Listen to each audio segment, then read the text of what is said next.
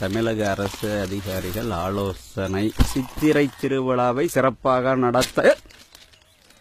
ஆளு படிச்சவ மாதிரி இருக்கிற, படிச்சிட்டு இருக்கிற பேப்பரை புடுங்குற காட்டுப்பைய. உங்ககிட்ட உக்காந்துருந்தா சண்டை தான் வரும். காதுல மாட்டிட்டு வந்துடுறானுங்க. 4000 ஆண்டுகளாக தமிழகத்தில் பாரம்பரியமாக நடந்து வரும் ஜல்லிக்கட்டுக்கு உச்சநீதிமன்றம் தடை விதித்தது. இப்ப நிம்மதியா இருக்கு. ஜல்லிக்கட்டுன்ற பேர்ல கொஞ்சம் நஞ்ச கொடுமையாயா பண்ணாங்க. மாட்டுக்கு சாராயத்தை ஊத்துறதும், வாழை பிடிச்சு திருகிறதும், பீங்கான கரைச்சி ஊத்துறதும், மிளகா பொடியை தேய்க்கிறதும். பப்பா, மாட்டை கொஞ்சம் நஞ்ச கொடுமையா படுத்தினாங்க. யாரா கொடுமைப்படுத்தினா? ஜல்லிக்கட்டுங்கிறது அவ்வளவு கொடுமையா? போலீஸ் டிபார்ட்மெண்ட்ல மோப்பனா வச்சுக்கலையா? ராணுவத்துல குதிரைப்பட வச்சுக்கலையா? ஏன் நம்ம ஊர் கோயில் யானா சங்கிலில கட்டி போடலையா? அதெல்லாம் வதையா தெரியலையா?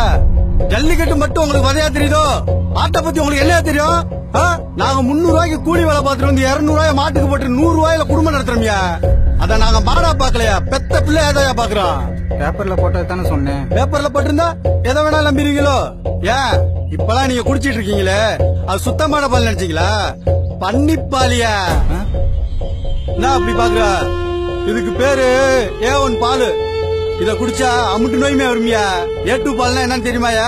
பால்ல அதாயா சுத்தமான நம்ம நாட்டு பாலு. அத குடிச்சா நோய் எதிர்ப்பு சக்தி கூடுமியா. இப்பெல்லாம் இங்க நாட்டு மாடு இருக்கு, அதான் பூரா அழிச்சிட்டு வந்திருக்காங்களையா. ஜல்லிக்கட்டுக்கு தடை போட்டதுனால வாடி வாசல் போக வேண்டிய காலை பூராமே அநியாயமா அடிமாட்டுக்கு போயிட்டு இருக்கியா. செனை போட காலையே இல்லாம இப்பெல்லாம் மாட்டுக்கு ஊசியை போட்டுதாயா செனையாக்குறாங்க. அந்த ஊசியை விக்கிறதுக்கும் வெளிநாட்டுக்காரனாயா கியூல நிக்கிறான். அதுல இருந்து வர அந்த பாலை குடிச்சா வியாதி தாயா வரும். ஏன் அந்த வியாதியை குணப்படுத்த அவனே மருந்தையும் கொண்டு வந்து விற்பான். இது தெரியாம ஜல்லிக்கட்டுக்கு யாரோ தடை போட்டாங்கன்னு நாமளும் வக்காலத்து வாங்கி நிக்கிறோம்யா. இது மாடை வதைக்கிறது இல்லையா, மனுஷ இனத்தைய சிதைக்கிறதுயா. நீங்களும் இதுவும் ஜல்லிக்கட்டு வந்துருமியா.